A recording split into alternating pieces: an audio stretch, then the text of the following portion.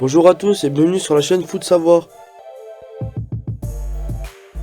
Cette vidéo est sponsorisée par Audible, numéro 1 des applications de livres audio et de création audio.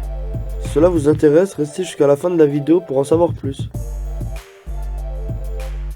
De sa mystérieuse recette à sa consommation à travers le globe, en passant par son impact sur la pop culture, voici les 5 choses à savoir sur l'une des boissons les plus bues dans le monde, le Coca-Cola. Le coca était un médicament. Au début, la boisson était en effet vendue contre les maux de tête. En même temps, ils étaient préparés avec des feuilles de coca. Et qui dit coca, dit cocaïne, même en petite quantité. 9 mg pour un verre, tout de même. Dès 1903, celle-ci a toutefois été remplacée par la caféine, aux effets tout aussi excitants et puissants sur le cerveau. On commande d'ailleurs un Coke aux États-Unis.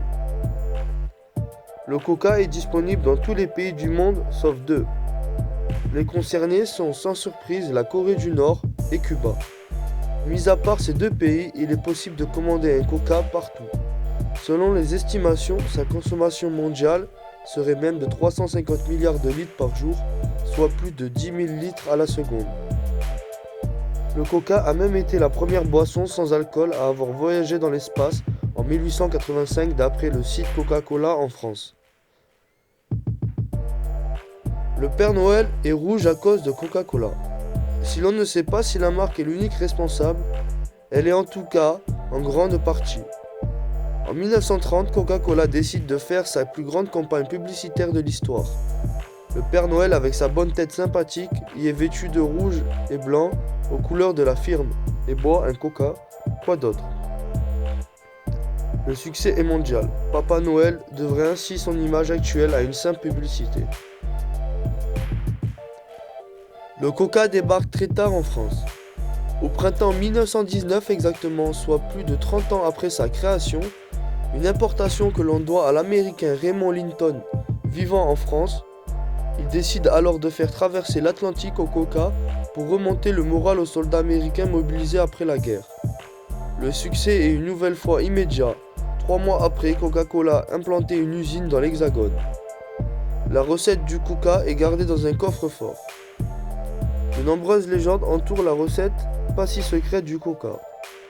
Elle reposerait dans un coffre situé sous les sous-sols inviolables de la Sumter Sunk Bank à Atlanta en Géorgie, d'après le site officiel de Coca-Cola. Seuls 2 ou 3 employés élus parmi les élus en connaîtraient la formulation exacte, entretenant ainsi à la merveille la magie du breuvage.